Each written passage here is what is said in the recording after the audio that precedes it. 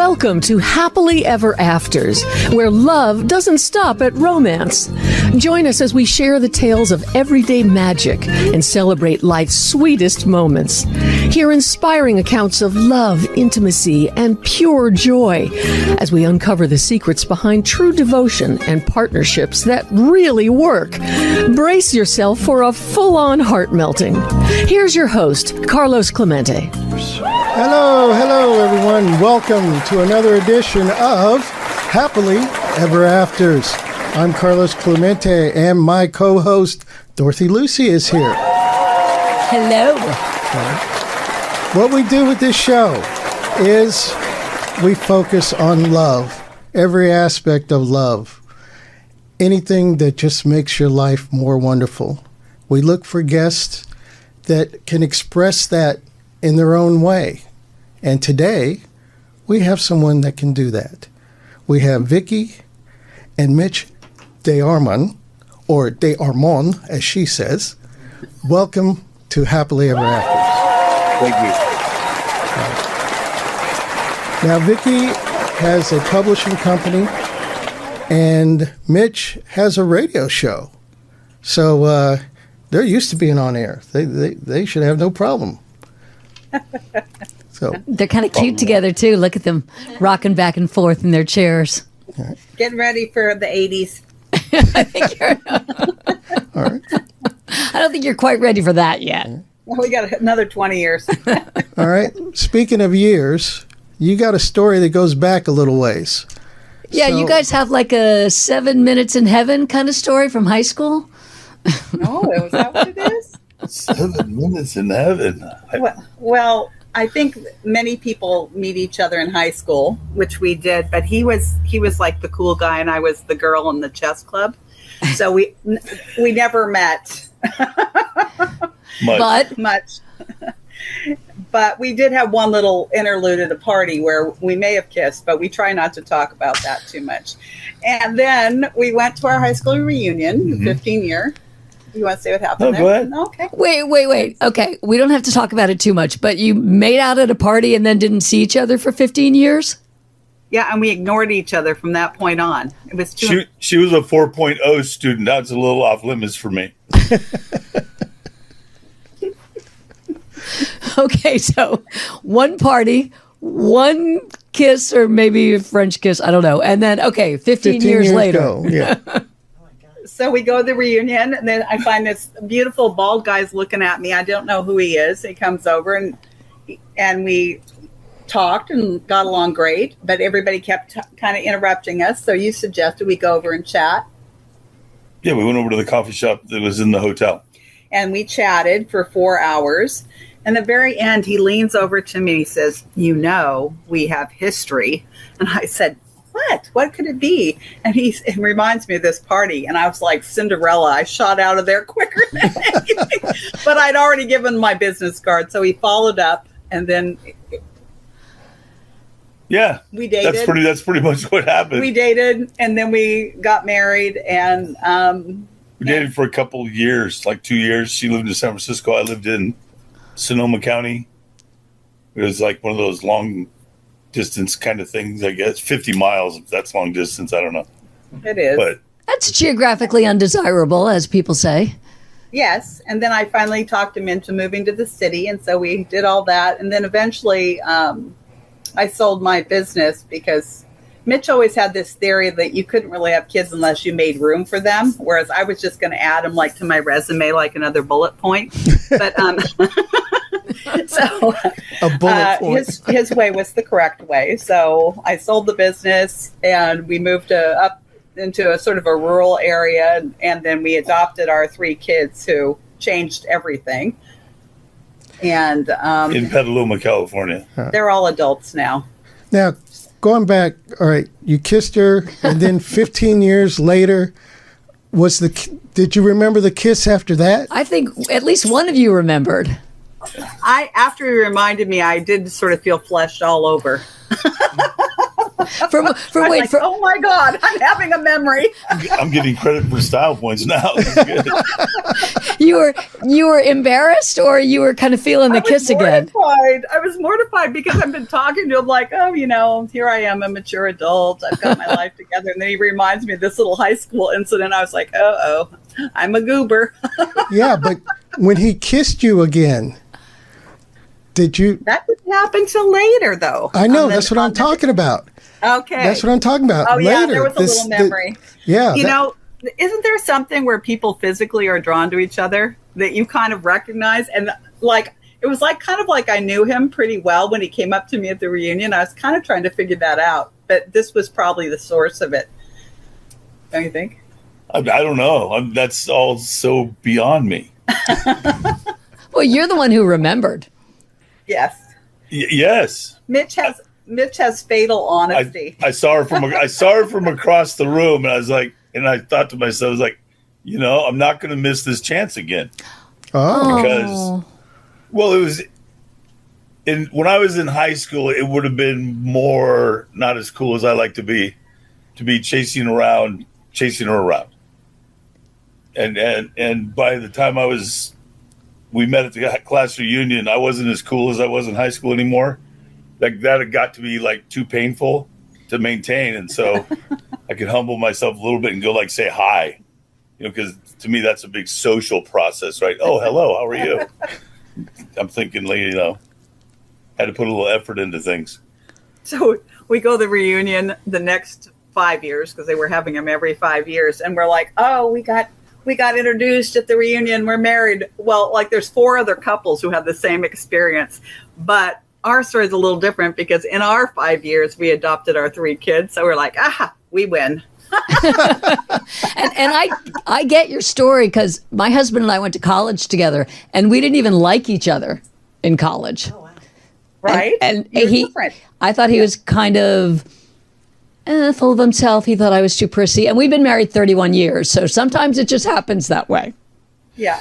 That's how long we've been married. Well, Wow. I think that it speaks a lot for, good relationships where it's not all about you have everything in common and you want to do everything the same and you want to be at the same place all the time. Yeah. I think when there's some pretty somewhat drastic differences anyway. Yes. That it keeps things more interesting because we constantly have conversations about things I know nothing about because she does so many different things than I do. And our interests are different. Well, she's got her fancy literary background. Exactly. and so that's all interesting because it's out of my wheelhouse, so to speak. And I'm also the same way. It's like, I actually have a level of respect and honor for men, which isn't real common. And so Vicki has always been interested in, how do you do that? How do you live your life not being a male basher? Well, let's talk about that a little bit because you're directing things towards helping men, and she's looking to help women. Mm-hmm. So how do you balance that? How do you use your relationship to help carry on what you're trying to do? Well, I think one of the things that really helps is it kind of naturally built in, it enables us to have more to do with our problems than just each other. So, we're always resolving the relationship issues and with the thought of we're helping other people. So the intensity between us when things get intense, has a vent to go out of because we're bringing it somewhere else also to help other people as we live through the situations. And what that brings to the relationship is a lot of commitment because we're committed to get through these things that we go through in everyday life and like everybody else goes through. We've done a pretty good job of not creating the idea of how special our relationship is compared to everybody else. That's all humor and fun, but we have more to do with our relationship than just the relationship. Our relationship serves a purpose for the well-being of our children, mm-hmm. for the well-being of neighbors, friends, and the other couples that we have helped. We really we really believe that, if I need help, I go to my women friends. And if he needs help, he goes to his male friends. And you kind of get filled up, and then you come back to the relationship and you can navigate things because you've offloaded some of those emotions or those tensions that you normally if it was just him and me. That's kind of a problem we always see with couples, is like they've sort of isolated themselves and all they have is each other. And it kind of creates a tension in the relationship that doesn't actually need to be there. Vicki, I love what you do, that your entire publishing company is about giving women over 50 a voice. It's fabulous. I love these women so much, too. We publish, it's Sibylline Press, and we publish the brilliant work of women authors over 50. And the women who sort of jump in with us are, those bold, brilliant, just fabulous women that I like to hang out with. So it's just been a joy because, I'm 65 years old, and who starts a business when they're that old? And I guess I do because I've been an entrepreneur most of my life. But what was really exciting to me was just to be able to work with women in this way and to, really bring their works to light, So we're having the time of our lives, me and my women partners. And I'm going to be calling you. Okay, Mitch, you can tell us about what you do now. So the short version of the story is we encourage men. We encourage men to participate. We encourage men to be, to realize their lives more than just, you're an extension of you're a support group for a family, that you actually probably have some other interests and motivations in your life that you should go out and serve, while you're doing the family man stuff. It's all important stuff, going to school stuff and participating in all those things is important.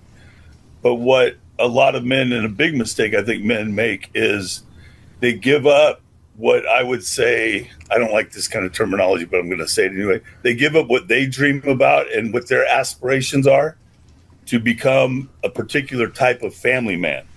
In other words, you're saying that they lose their identity. Yeah, what you're saying. It's more like passion, because a man with a really good purpose for his life, all of these other problems in marriages and children and all that other stuff are very minimal when you have other things that are important to you. And when your life is narrowed down into this focus of, I got to take care of my kids, I got to be here with my wife, I got to do that. I got to make money. Shrinks. And what most men have a level of love to express that is a lot bigger than a family can contain. And so if they don't express that outside of the family also, it turns weird.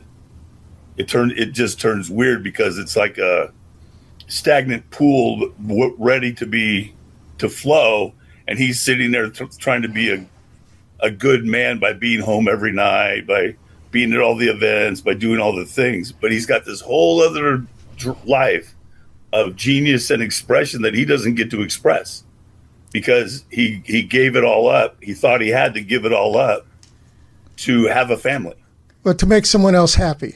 I totally identify with what you're saying, all right? As being a father, a husband, etc., I have found myself doing that at times. Things that I like to do, I don't do anymore because I put everybody else first.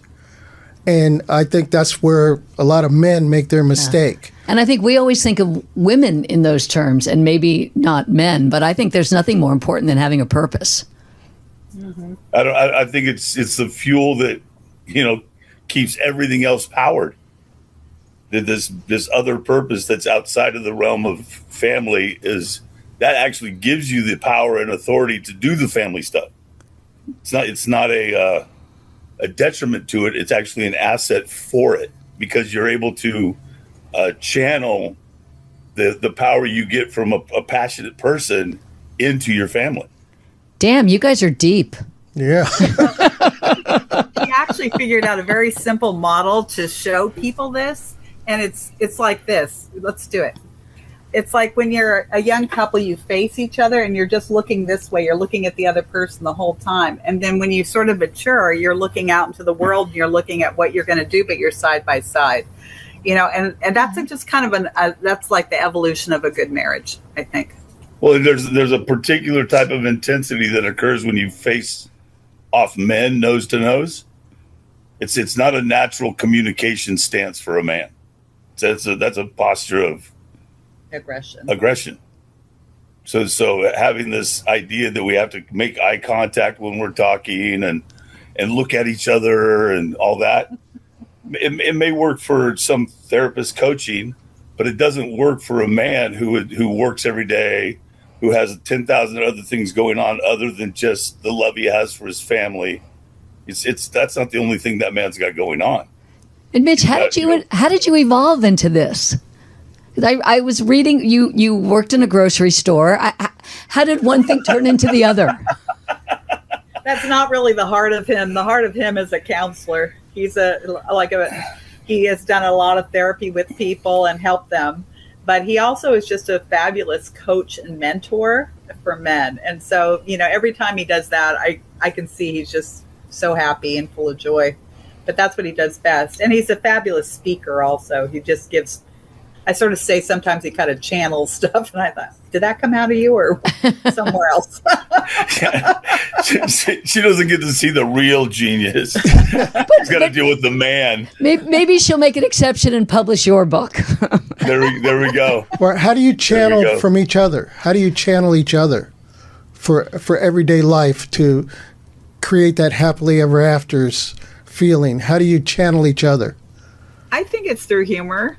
I mean, and also, this whole little thing that people want you to work out your dynamic, like you have a crappy day, they have a crappy day.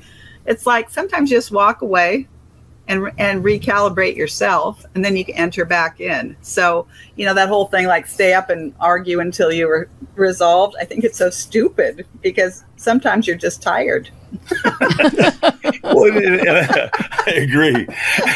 And I also think it's important that at some level we have to have the maturity to know that we chose how we were going to treat each other, what kind of character we have as people, and the benefactors of our greatest characters should be the people we love the most, not running to each other to suck the life out of each other so we can go treat other people well.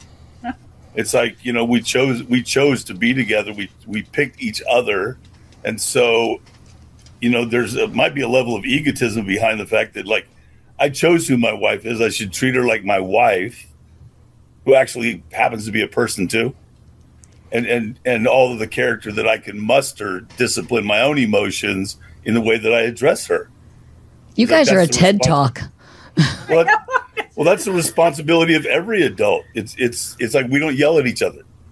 It's like, why would you yell at somebody you love? We had one yelling match in our whole life, and it was like, what was that? And we never did it again.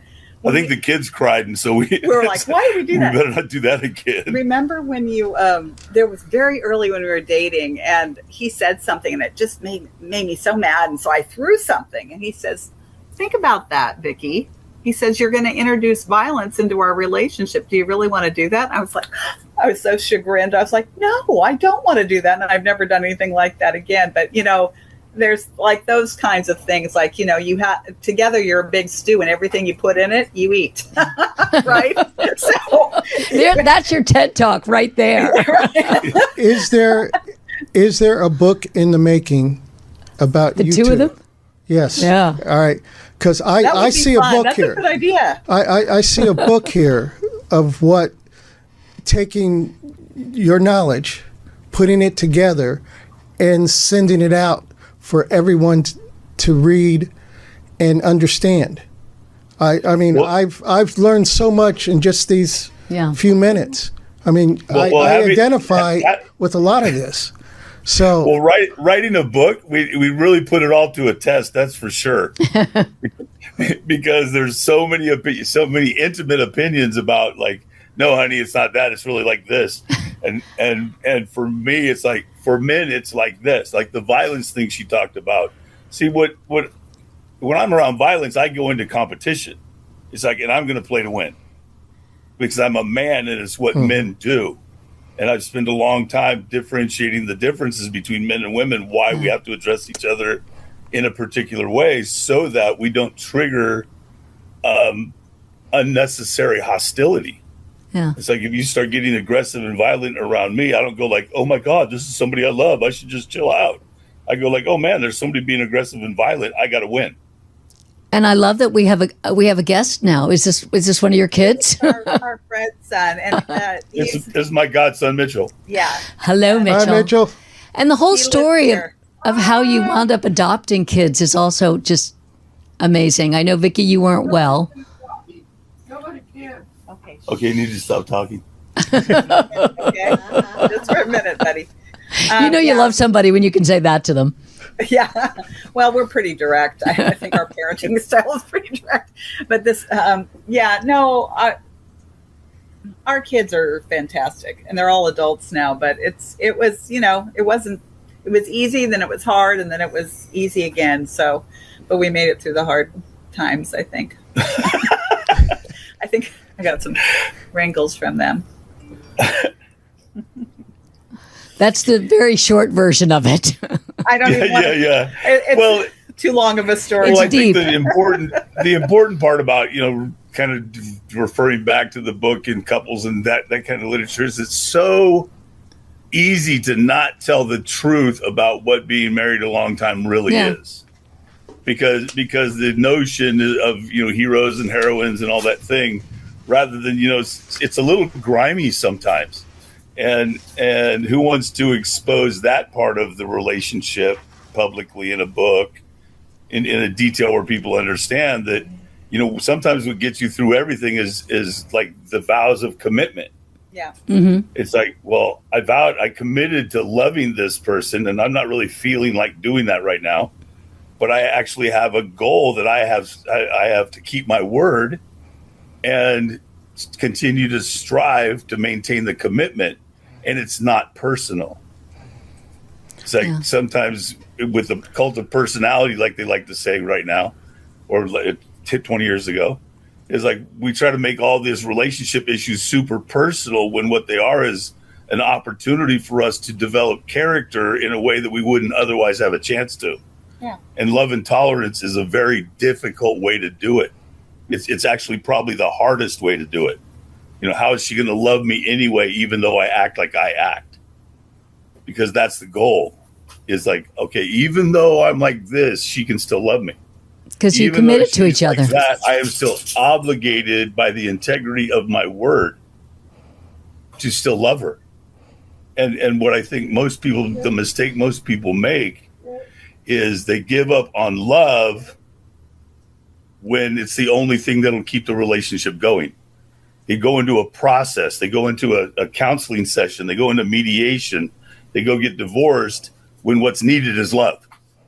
Yeah. Mm-hmm. And having the difficult time of expressing love personally when you're next to somebody sometimes isn't really romantic.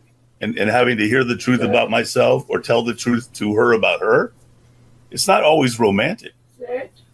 We laughed because I had a kind of a rough time doing menopause because I had all the surgery and stuff like this. And Mitch always said, he says, yeah, that was a rough 10 years. But, it's like you got to be willing to go through 10 years of like maybe not liking each other a whole lot. As opposed to it was a bad day. Yeah, right. It was, that was a bad 10 minutes. No, it was like 10 years of like kind of strife. And we got through that. And, and we had lots of issues, with the sobriety and stuff with our kids and stuff. And working through that. Mitch has, been in recovery for years and years. So he had the hardship of, no one listening to him and having to find out on their own.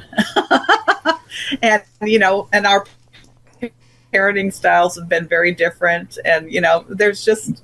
Which I think is also an important part of a good, what I would say is a good relationship, is that parents shouldn't do it the same. Because the kids get to navigate, they get to triangulate information and navigate their own life when the parents don't do it the same. And they learn to socialize when they understand things like, well, when I'm with dad, I got to do this. But when I'm with mom, I can do this.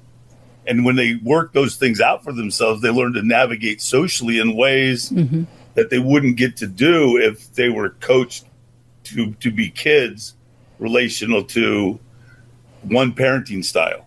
Well, that's hard. That's hard. I love what That's you guys hard. have to say about growth and love and commitment.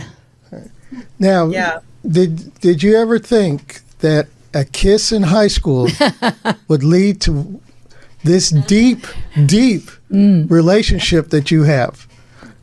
No, I didn't. Of course, I never did. But you know, It's not until times like this that I even understand that it's a deep relationship. Love becomes such a part of the way that you do your life that it's not like you don't go like have this, I'm loving right now.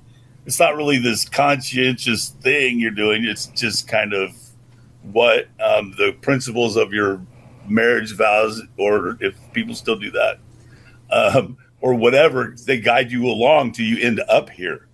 You don't start here. You got to endure a while to get to this place. This is a good time to tell this story because there's all the things that, like Dorothy was saying, 30 years of getting to there. right. And that 30 years is filled with gems and other things. And other things. You two crazy kids that made out at a party. Yeah. Yeah. So it's good. And I wasn't thinking that it was going to lead to this. No, I was hoping it was going to lead somewhere else. a psychic couldn't have told you that. This is an incredible story. This has become more personal to me. Yeah.